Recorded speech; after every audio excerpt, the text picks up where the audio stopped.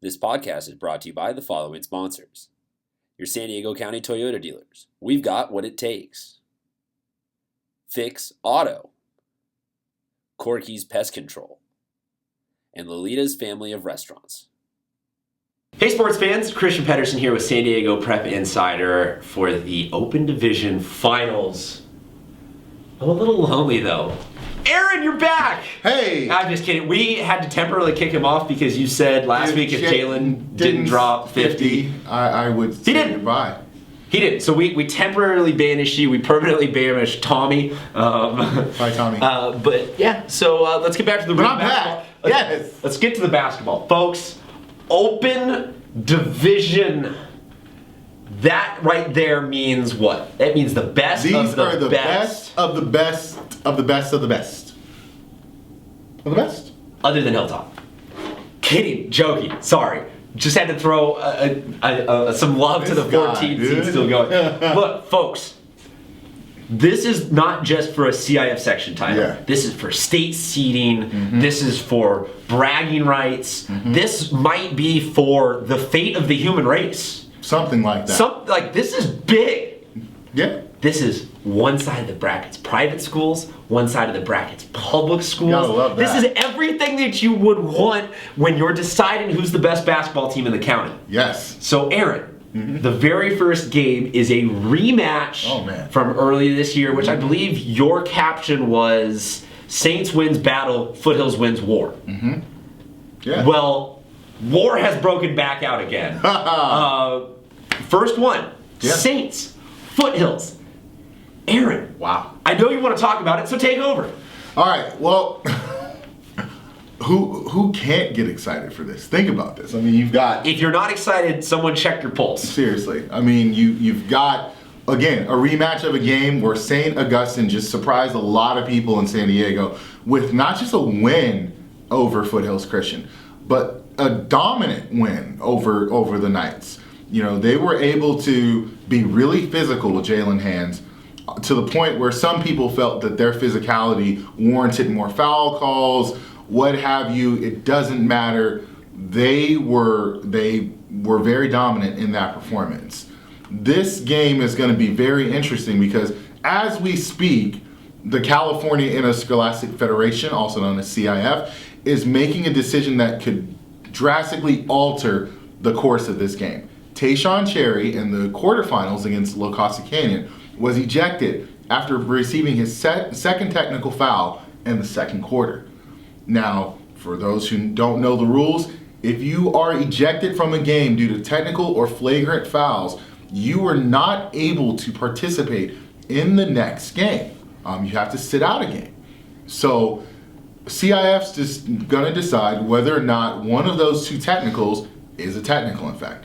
If they rescind it, Tayshawn plays. If they uphold it, then this gets just absolutely crazy. If they uphold it, I feel like you're saying Foothills wins. If they uphold it and Tayshawn sits, I think Foothills has the edge by the slimmest of margins. So give me a straight answer, Aaron. Who's going to win this game? I'm going to pick Saints.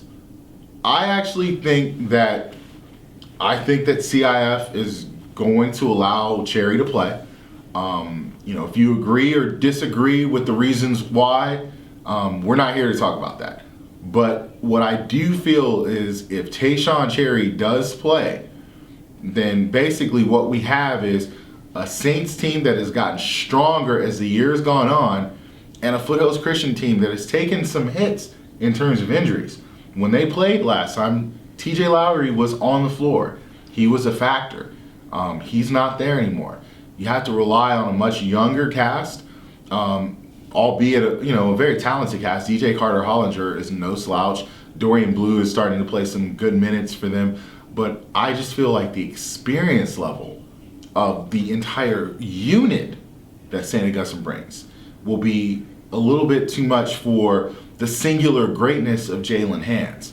Jalen was able to get his team through that very emotional quarterfinal matchup against his old team in Modern Day Catholic. But these are two different Catholic schools, honey. St. Augustine is a deep and a very formidable team. Expect Saints to win. That's my pick. That's your pick. Yes. Aaron, I think that it's really interesting that this is happening around the time of the Academy Awards because if you were going to give out an Academy Award for Best Supporting Cast and actually read out of the right envelope, you would read Saints. Yeah. Because you're talking Jack Peterson, Josue Lara, JT Cox, Chibuzo Ogbo, Tariq Tom, Kimo Ferrari. You're talking about all these kids that would be starting stars on any D1 or below team, and they are the second fiddle to Tayshaun. On the other side, you're talking about the same with Van Omering, Derek Carter-Hollinger, companies like that. It's just not as deep, though. No. So ultimately, I think that when you get to this level of basketball and you get to a finals game where you got to pull out every single stop, even if Tayshaun's not there for Saints, Saints has more in the chamber than Foothills does. I see Saints winning this one, and I want to say, congratulations and props to both of these coaches for putting together 2 sustained years of quality basketball, and no matter what, whoever comes out on this side is going to make a great run at the finals. Like, you cannot go wrong. Not one of these is going to be like, oh, they squeaked out, but then they're going to get blown out in the finals. Either one of these teams is going to put up a great fight here and then an even bigger fight in the one. But I say Saints has just barely the edge to win this one. So we're in agreement. Tommy, round us out. Thanks again for letting me join you. I'm actually in the studio right now, just a different spot because you guys have too much fun together and I don't want to ruin it for you guys. So this first game that we just talked about, Saints and Foothills, upset time. Give me the Knights. We will be there to take it in, to enjoy the game. And I'll probably get heckled a little bit because I'm gonna take the Knights. Okay. The public side of this bracket. Yeah. Vista, Torrey Pines. Another cat and bird matchup. Aaron, for whatever reason, the mascot side does not like you very much in this postseason. Think about that, yeah. So, Aaron, all season long, you've been singing the praises of Vista. All season long, Torrey Pines has been a consistent, yet somewhat quiet team. Where do you see this one breaking down? A consistent team that actually beat Vista in their first matchup. West Hills Tournament Championship, I was there. Vista ran out to a 38-25 lead at the end of the first half, and it wasn't like this big wave. Torrey Pines just chipped away, and next thing you know, they're up 6 points with a minute left, and everyone's wondering, how did we arrive at this point? And it was with their defense. And when their defense tightened up, and Vista wasn't able to get their perimeter game flowing like they did in the first half, then you had the 2 juggernauts underneath, Jake Gilliam, Ethan Esposito, really kind of exert their influence on the outcome. Gilliam was spectacular. The X factor in that game was Cade Kenny Shackelford. It was his first game back. He had been injured for the preseason. He scored 12 points in the second half of that game and really kind of turned the tide for them.